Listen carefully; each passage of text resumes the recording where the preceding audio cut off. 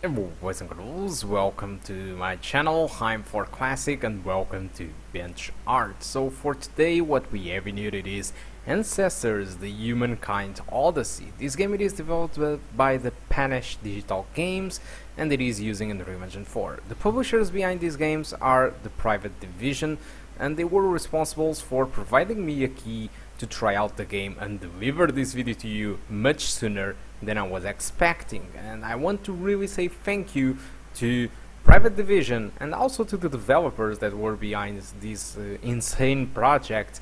I really want to say thank you. That's all that I want to say. So let's start with the serious stuff.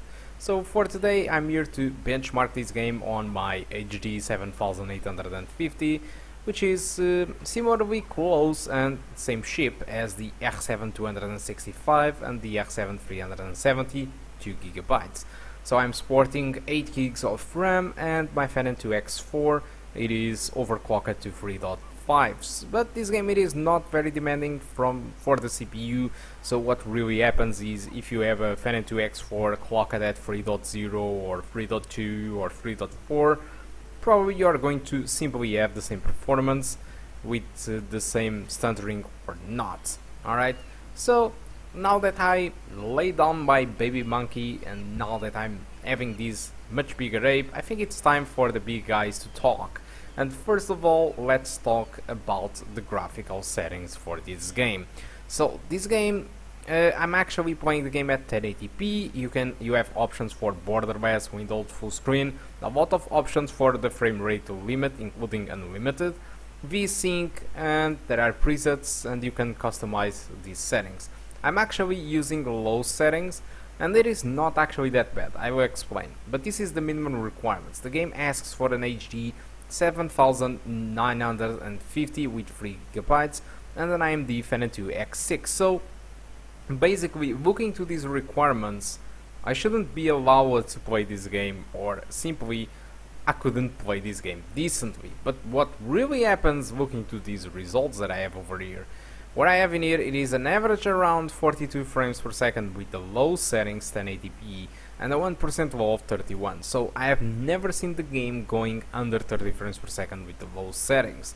The median settings, despite the average being above 30 frames per second, unfortunately the 1% low it was 26, which is not actually that bad, but honestly, without recording and registering this frame rate that I bring to you over here, I was playing the game just for fun, and there were areas where with the median settings I even saw 23 frames per second. So if the game gets more demanding over time with more dense areas, probably the median settings will be unbearable at 20 frames per second or something. So choose wisely what you want. What happens is the low settings actually looks pretty good. It features motion blur, screen space ambient occlusion.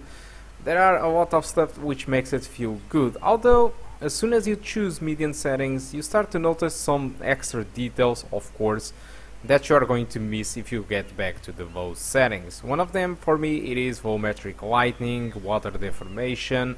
These two were the things that I missed the most, but especially, and despite the shadow resolution also improves of course, and VM distance and textures, for me the biggest difference it was really the volumetric lighting. But still, like I said, this game under low settings or in low settings it looks absolutely great, and I can't really complain of that performance because even despite with the low settings I'm sporting a performance above 30 frames per second and the game actually looks pretty good. And again, I'm absolutely below the minimum requirements, so I actually feel very happy with the performance that I'm having in here with my graphic card. Alright, so performance wise I think I don't have too much to talk about it. It feels nice for me, it is okay. There was just one thing with the graphics that kind of pisses me off, which is an element of the game. For example, when your ape have fear, with the median settings you actually are able to see some kind of transparency effects of weird animals attacking you, which is fake. It is kind of an illusion that you get. It is a very simple effect in my opinion, and it is entirely disabled in the low settings, which is, well, For me, I don't see the reason for that to be disabled in the voice settings. It is not demanding, but nonetheless, when your ape is with fear, you will know because the screen gets completely black and white and the sound completely changes. So it doesn't really get in the way of the gameplay element, but it's still sad that they removed that effect on the voice settings. Nonetheless, all the people should say, oh, buy just a new PC, man. Alright, so what about the game itself? What the hell is this game? This is one of my curiosities that I had with this game, because I have seen a lot of gameplay about this game, but most of the gameplay were just trailers or some random stuff about the game. I couldn't never saw a decent gameplay like 15 minutes or something that could explain what this game is. But essentially, what you should know about it is that this game, it is a survival. You are a ape, as you can see, and you can have a lot of baby monkeys and a crew of monkeys. Not sure if this is the correct word. And what really happens is you actually create a lineage of apes, and basically if you die and if your lineage kind of ends, you will lose the entire progress. And this is one of the bad things about this game, and I really wanted to start it from there, from the bad things, is that if you die in this game, you will lose entirely your progress. Everything you learned in this game, which is the most interesting stuff in this game, it is the fact that it clearly shows you all the evolution of the apes were before, because when the apes start, you can't even walk with only 2 feet, and you start to evolve. This is a very interesting game in that regard. It clearly shows you a lot of stuff. You keep evolving and evolving and evolving your character, learning how to do weapons, learning how to hunt fish, and you actually teach the baby monkeys and the other companions to do it. But as soon as you die into this game and you lose your lineage, there is no way you are going to start over the game with a new lineage with anything at all, because you are going to lose everything as soon as you start the game. And it is very easy to die in this game. For example, you can get bitten by a snake and get poisoned, you can get attacked by a tiger or by a puma or by a crocodile, and it is very easy because sometimes you are just focused in the map itself trying to find food or stuff like that, and a small distraction of 3 to 5 seconds and bam, you are simply dead, and you will lose everything that you have, everything that you evolved, you will lose it. And when you start over with a new lineage, you start over from the zero. Your monkey don't know how to walk in 2 feet, don't know how to fish, and you need to get through that process again. And most of the reviewers out there are not really satisfied with that, and in my opinion I'm not either. And I believe that this is the only issue with this game, and it is not an issue, it was a decision from the developers. And for me it is fine, because the entire game, it is completely amazing in my opinion, but this small aspect makes the game from being fun and interesting to something like grindish.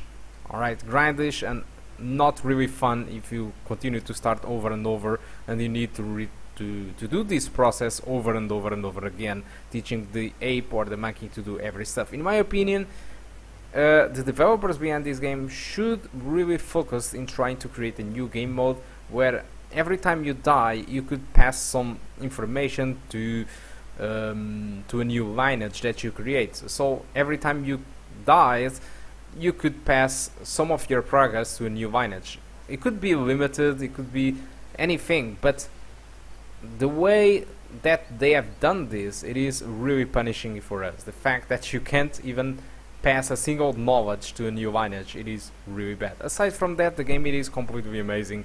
Like I said, it is very interesting because, for example, you might think that a survival game, it is only about getting water, getting food, or evolving your character, but in this game you need to care about your companions, you need to care about your baby monkeys, and the game always keeps interesting because there are always stuff happening. There are cutscenes that tries to show you, let's say, the story of the game, and it makes it to feel very interesting. But now let's go to the price. How much do you need to pay to get this game? So this game costs $39.99 on Epic Store. Unfortunately, you can't buy it through Steam right now. It is an Epic Store exclusive. And whatever, $39.99, it's not an insane price for this game. In fact, I believe that the price it is actually very good for the content that this game have. The Steam release, it is next year in 2020, but unfortunately there is no decent release date that shows you of the day or the month that it is happening, so we don't know if it is at the beginning of the 2020 or at the end. So if you really care about this game and you really want to play it right now or on the next upcoming months, I guess you really need to grab this game through Epic Store. So without more further stuff to talk about it, the game was benchmarked, you have the results. I even talked a little bit about the game itself. Hope you did enjoy the video, and I really do hope to see you soon. Anyway, keep in this video, keep watching, because I still have close to more 10 minutes of gameplay which will show you more about the game. So guys, thank you a lot, and I do hope to see you soon. Goodbye.